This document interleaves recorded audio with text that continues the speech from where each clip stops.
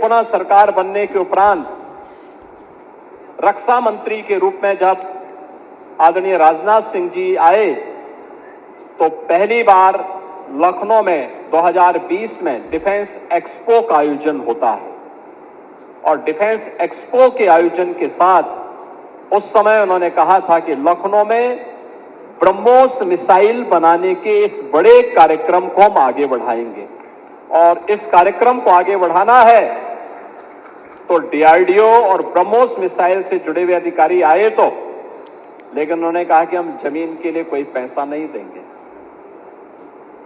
आप अनुमान करिए कि क्या स्थिति होती होगी। लेकिन मैं धन्यवाद दूंगा, उस समय हमारे औद्योगिक विकास मंत्री श्री सतीश महाना जी थे और यूपीडा के सीओ श्री अवनीश अवस्थी जी थे।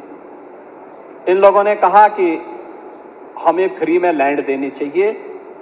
रक्षा मंत्री जी का एक महत्वाकांक्षी अभियान है विकास के लिए भी और डिफेंस मैन्युफैक्चरिंग में प्रधानमंत्री जी के विजन को आगे बढ़ाने का भी, और उत्तर प्रदेश के अंदर इसके कारण तमाम एंकर यूनिट आएंगी।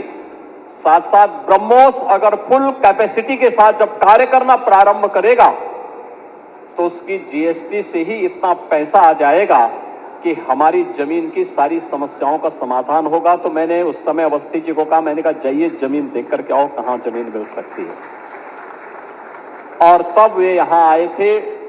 एग्रेसिव तरीके से उन्होंने लैंड को जिला प्रशासन की मदद से उस समय अधिग्रहण करने की कार्रवाई को आगे बढ़ाया और आज ये 200 एकड़ का जो क्षेत्र हम लोगों ने उस समय ब्रह्मोस मिसाइल के लिए उपलब्ध करवाया था, उस से अब ये उत्पादन कार्य प्रारंभ हो रहा है। ये प्रधानमंत्री जी के मेक इन इंडिया के कार्यक्रम को आगे बढ़ाने,